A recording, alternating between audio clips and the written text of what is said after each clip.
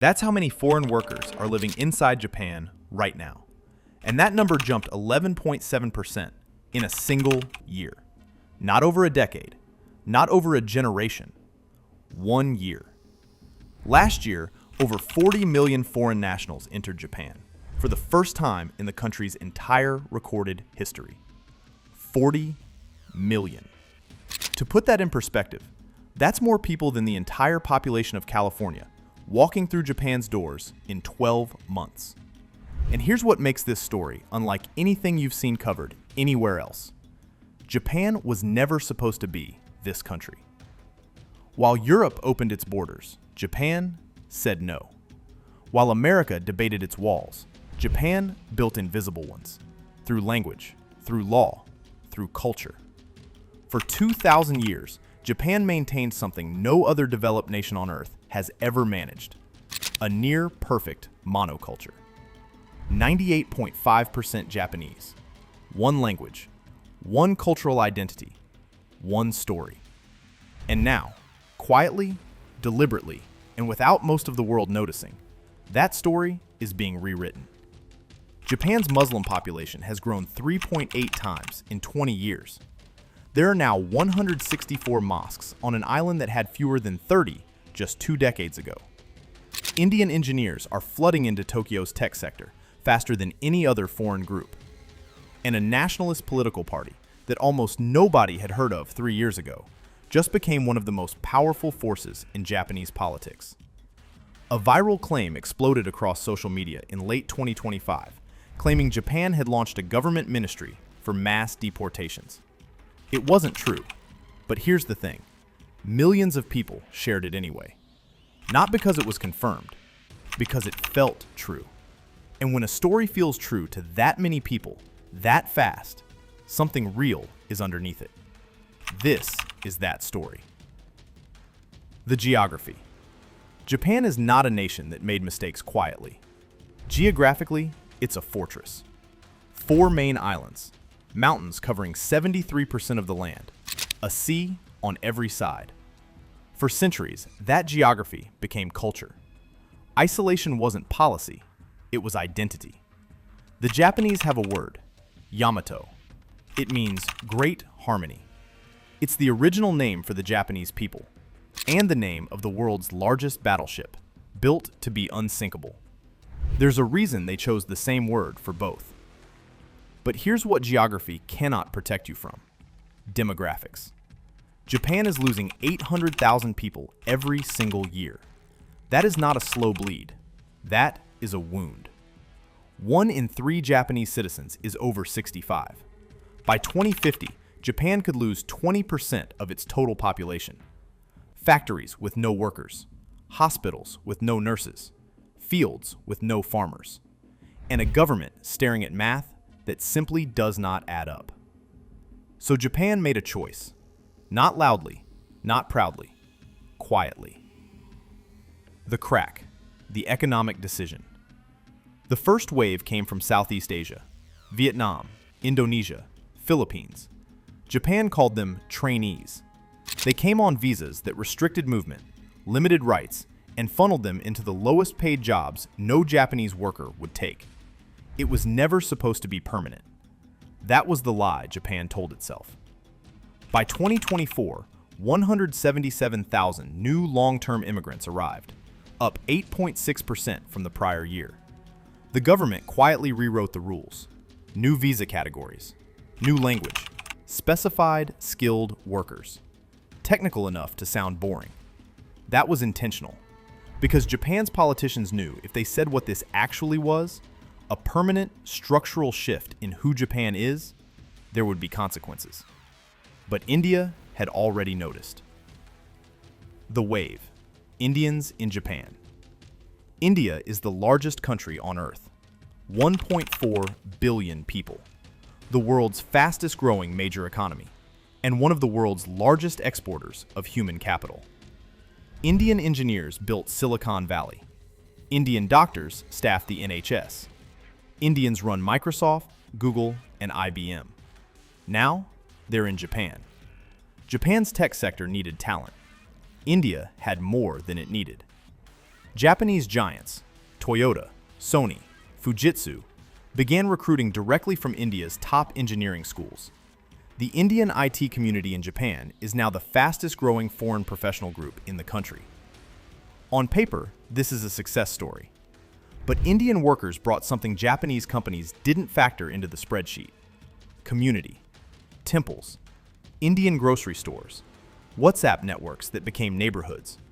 In Edogawa Ward, eastern Tokyo, the Indian population grew so fast that local schools introduced Hindi translation services. Japan had never done that for anyone. The friction, Muslims, and the collision. Now here's the number that stopped researchers cold. In 2004, fewer than 30 mosques in all of Japan. As of 2025, 164, and climbing. Japan's Muslim population has grown 3.8 times in 2 decades. An estimated 420,000 Muslims now live here, mostly from Indonesia, Pakistan, Bangladesh, and the Gulf states. 0.3% of the population. That sounds small, but a growth rate that steep in a country that was effectively 0% for centuries is not a rounding error. That is a trend line. And Japan's infrastructure was never built for them. Halal food is nearly impossible outside major cities. Prayer rooms don't exist in most workplaces. Muslim students in Japanese public schools have reported being served pork, unknowingly, for years. Complaints were filed. Most went unanswered. These aren't small frictions. They accumulate. They compound. And they have started to show up in Japanese politics. And then there are the mosques themselves. In several Japanese neighborhoods, residents filed formal complaints against proposed mosque constructions, citing noise from the call to prayer, increased foot traffic, and cultural incompatibility. Local councils sided with the residents. Construction was blocked. The Muslim communities appealed. In most cases, they lost. And then came the fight that broke everything open: burial. Islamic law requires burial, not cremation. Japan's cremation rate is over 99%, the highest in the world. It's not just a preference. In most Japanese municipalities, it's effectively mandatory. Muslim communities requested dedicated burial land, separate cemeteries. In London, Paris, Berlin, standard practice. In Japan, local governments said no, repeatedly. It wasn't just a zoning dispute, it was a signal. And Japan's nationalist movement heard it perfectly. The standoff, political backlash. In 2022, a party almost nobody had heard of won 3 seats in Japan's upper house. Sanseito, the Rebirth Party. Their platform? Stop immigration. Protect Japanese culture. Japan for the Japanese. In 2022, fringe. By 2025, mainstream. Japan's major parties began competing over who would be toughest on foreign crime, illegal workers, and, direct quote from official government documents, misbehavior by foreigners. New proposals emerged: stricter deportation timelines, shorter visa windows, mandatory cultural assimilation tests. Language that would have been unthinkable in Japan a decade ago was suddenly being debated on the floor of the Diet, openly, proudly. And social media poured fuel on the fire. Videos of altercations involving foreign nationals spread across Japanese platforms at record speed. Each clip, regardless of context, became ammunition. Comment sections filled with calls for expulsion. Influencers with millions of followers began openly endorsing Sanseito. The internet didn't create Japan's anxiety about immigration, but it weaponized it. A P News headline, October 2025. Anti-foreigner sentiments and politicians on the rise in Japan. Foreign affairs. Japan faces a paradox. Anti-immigrant fervor rising at the exact moment the country needs migrant workers more than ever. That paradox is the trap. Japan cannot survive without immigrants. The math is brutal. But the cultural immune response is real, and it is getting stronger. The bigger map. Here's what everyone misses about Japan. They see it as an island. Zoom out, and Japan isn't an outlier. Japan is the latest. Sweden opened its doors. By 2024, it had the highest rate of grenade attacks in Europe. Germany welcomed 1 million refugees. By 2025, anti-immigration parties were the second largest political force in the country. France built a multicultural republic. Today, its suburbs operate under their own rules. And now Japan, the most homogeneous developed nation in history, is watching those stories and asking one question: are we next? But the question nobody in the room will raise is this: what happens if you don't let them in?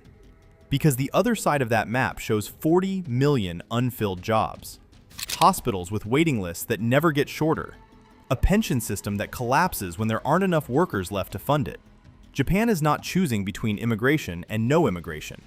It is choosing between a controlled transformation and an uncontrolled collapse. The only question is which one they can survive. Right now, Japan doesn't have an answer. Conclusion: if you made it this far, you already see the bigger map. Drop a comment. Do you think Japan can hold its culture together? Or is this the beginning of the end? And if you want to understand how we got here, watch what happened in Sweden. The playbook is the same. The result might not be. Thanks for joining me today. If you enjoyed this, please consider subscribing and turning on notifications. It really does make a difference.